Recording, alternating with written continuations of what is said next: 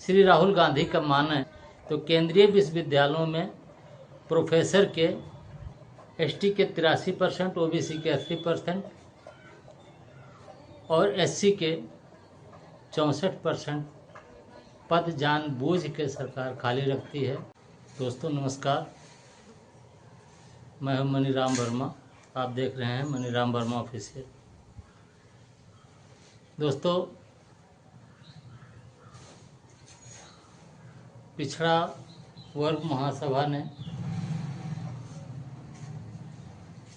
28 जुलाई को भोपाल में मुख्यमंत्री आवास का घेराव करने के लिए आह्वान किया है। दोस्तों, आज इसी संबंध में आरक्षण को लेकर हम बात करेंगे। जैसा कि आपको मालूम है, साहू जी महाराज ने 26 जुलाई 1902 को अपने राज्य में 50% आरक्षण जो है पिछड़ा वर्ग और दलित और एससी के लिए लागू किया था। दोस्तों, साहू जी महाराज को लोग आरक्षण का जनक भी कहते हैं। देश आज़ाद हुआ, बाबा साहब के अथक प्रयास की वजह से एससी एसटी को आरक्षण का लाभ मिला, लेकिन पिछड़ा वर्ग को आरक्षण नहीं मिला।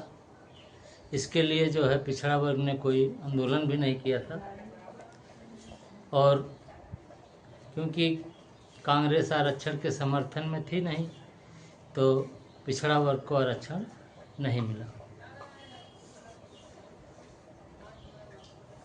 दोस्तों, इमरजेंसी के बाद में जब जनता पार्टी की सरकार बनी तो उसमें श्री बिंदेश्वरी प्रसाद मंडल की अगुवाई में मंडल आयोग का गठन हुआ, और आयोग ने सर्वे करके बताया कि पिछड़ों को आरक्षण की आवश्यकता है। लेकिन सरकार गिर गई, उस पर कोई कार्रवाई नहीं हुई और मामला ठंडे बस्ते में चला गया।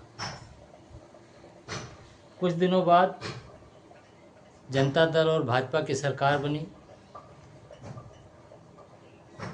माननीय परम पूजनीय श्री विश्वनाथ प्रताप सिंह प्रधानमंत्री बने,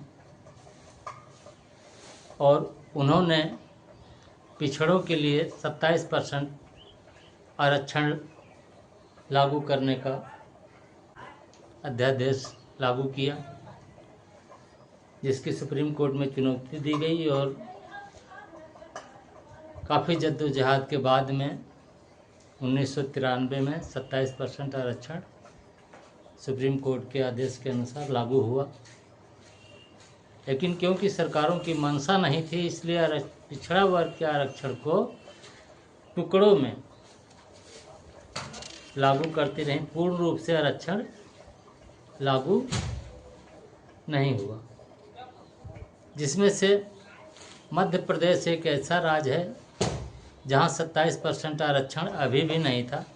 वहां केवल 14% आरक्षण मिल रहा था। हाई कोर्ट, सुप्रीम कोर्ट के सबके कहने के बाद भी अभी वहां पर 27% आरक्षण लागू नहीं हुआ। 13% होल्ड पर है, जिसे अनहोल्ड कराने के लिए 28 जुलाई यानी कल पिछड़ा वर्ग महासभा आंदोलन करने का जो फैसला किया है, मुख्यमंत्री का घर का घेराव करेगी।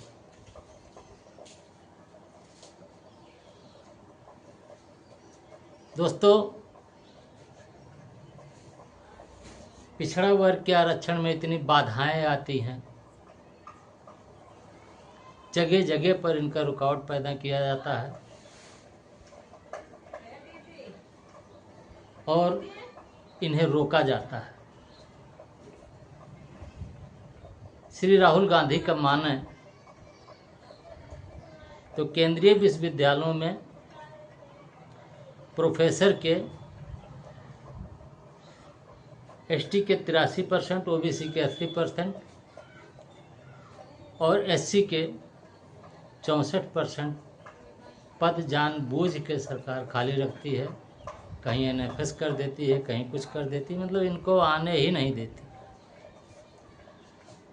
वहीं पर ही डब्ल्यूएस का आरक्षण आया। 4-5 दिन में सारी प्रक्रिया पूरी हो गई। ना कोई सर्वे हुआ कि कितनी जनसंख्या है, ना कुछ अनियमितता, और उसको कहा गया कि ये आर्थिक आधार पर है, जबकि उसमें जाति के आधार पर दिया जाता है। आर्थिक आधार पर होता तो सभी लोगों को उसमें मिलता, लेकिन उसमें तो विशेष कुछ जातियां लिखी हुई कि इन जातियों को ही मिलेगा, तो भी जाति के आधार पर है। और उसके सारे पद भर जाते हैं, पिछड़ा वर्ग के भरते नहीं हैं।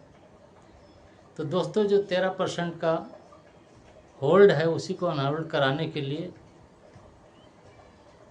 कल 28 जुलाई को पिछड़ा वर्ग महासभा जो मुख्यमंत्री आवास का घेराव करेगा, जहां लाखों आदमी आने की संभावना है। देखो इसके बाद में मध्य प्रदेश सरकार क्या फैसला करती है। कहने के लिए तो पिछड़े वर्ग के मुख्यमंत्री हैं, लेकिन मैं क्या कहूँ, लोगों का कहना है कि पिछड़े वर्ग के लिए कुछ नहीं करते हैं। दोस्तों, पिछले चुनाव में पिछड़ा वर्ग महासभा का जो मध्य प्रदेश ने अनाउंस किया था कि पिछड़ा वर्ग के कैंडिडेट को ही वोट दिया जाए, जो मेरे हिसाब से उचित नहीं था। पिछड़ा वर्ग को वोट उसे करना चाहिए जो पिछड़ा वर्ग के हक में कानून बनाए और उसका लागू करे और पिछड़ा वर्ग को उसका अधिकार दिलाए। जहां पिछड़ा वर्ग की जनसंख्या 60% से ज़्यादा है और आरक्षण मात्र 27% है, और सामान्य वर्ग की 10% जनसंख्या है और 10% आरक्षण है, यानी 100% आरक्षण उनका है, 100% एससी का है और 100% एसटी का है। तो पिछड़ा वर्ग इसको 27% ही क्यों है, इसको भी जो है इसके जनसंख्या के अनुसार पे आरक्षण मिलना चाहिए।